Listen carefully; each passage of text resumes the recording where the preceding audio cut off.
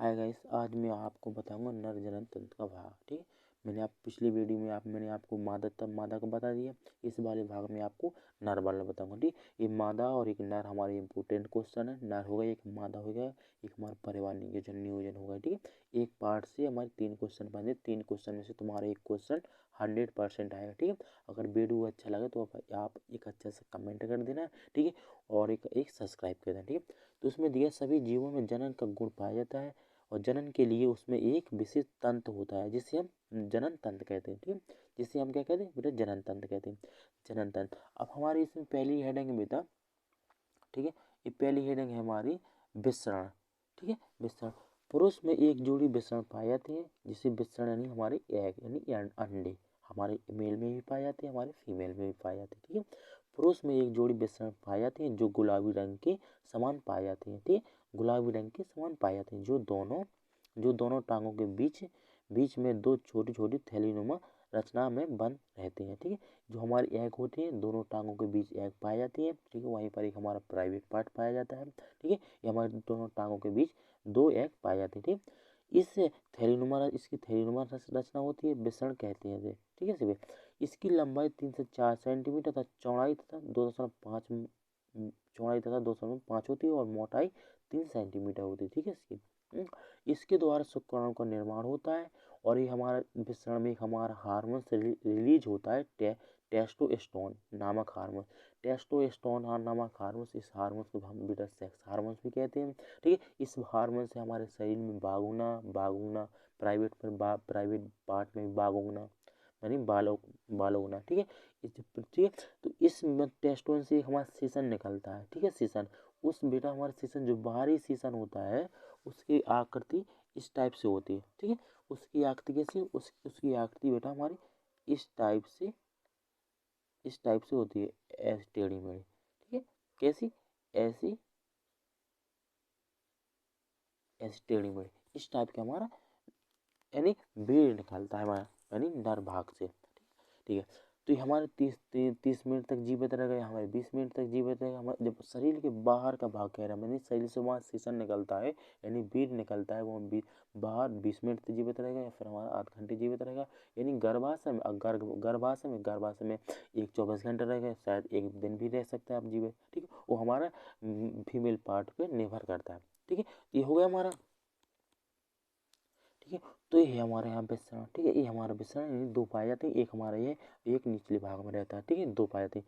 जी विसरण बेटे भी इसका भाग हमारे दिया है।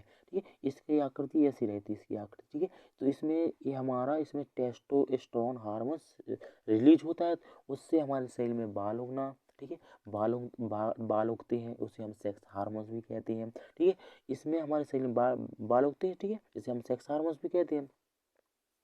अगली हेडिंग है अधिविसरण। ठीक है, अधिविसरण लगभग 6 सेंटीमीटर लंबी तथा पतली अत्यधिक कुंदित नलिका होती है।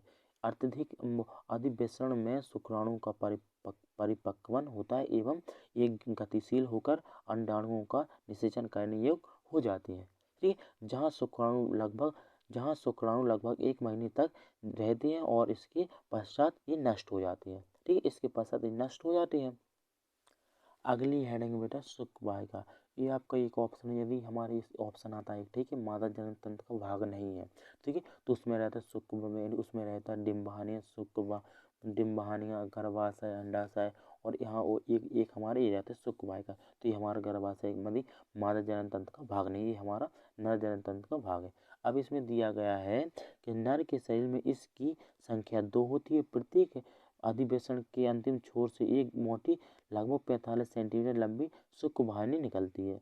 शुक्राणुओं शुक्रवाहिनी के द्वारा शुक्राणु में पहुंचते हैं। ठीक है, अगली हेडिंग है बेटा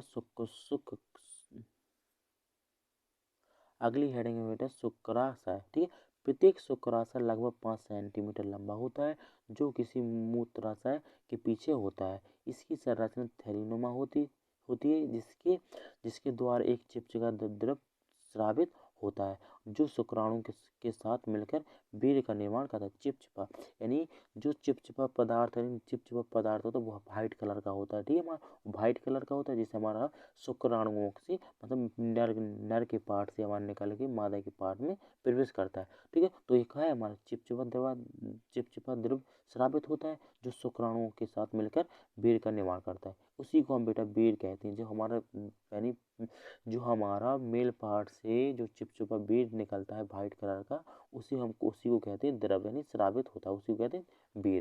ठीक है, अगली हेडिंग में तो मूत्र मार्ग। यह मूत्र मार्ग तथा वीर्य दोनों के बाहर निकालने का रास्ता होता है। यानी हमारा देखो वहीं से हमारा वीर्य निकलेगा, वहीं से हमारा मूत्र निकलेगा। ठीक है, एक ही पाइप से हमारा मूत्र निकलता है, एक ही पार्ट से हमारा वीर्य निकलता है। ठीक है, दोनों के बाहर निकालने का एक रास्ता है। मूत्र मार्ग एक छिद्र द्वारा शिशन के शीर्ष पर खुलता है। इस छिद्र को मूत्र जनन छिद्र कहते हैं। ठीक है, इस छिद्र को क्या कहते हैं? क्या कहते हैं? मूत्र छिद्र जनन कहते हैं। अगली हेडिंग बेटा शीशन। यह स्पंजी मैथुन कक्ष है। यानी स्पंजी यह मैथुन कक्ष है। मैथुन कक्ष हम संभोग करते हैं, यानी संभोग कक्ष भी कह सकते हैं उसको। शीशन के बीच से ही होकर मूत्र मार्ग गुजरता है।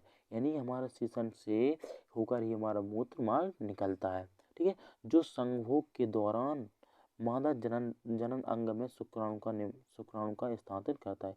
यदि जो संभोग के दौरान मादा यानी योनि, हम मादा योनि भी कह सकते हैं, योनि जनन अंग में शुक्राणु का स्थानांतरित होता है। ठीक है, अगर आपको वीडियो अच्छी लगे तो सब्सक्राइब, एक अच्छा सा कमेंट जरूर करना। जो आपका इसमें जो आपका मतलब आपकी प्रॉब्लम रहेगी कि मतलब मुझे एक क्वेश्चन नहीं बताया, तो आप मुझे बेटा हमको कमेंट करके बता सकते, तो वो अगर मैं आपको नेक्स्ट वीडियो में उस पर एक चर्चा करूँगा। ठीक है, थैंक यू। जय हिंद, जय भारत।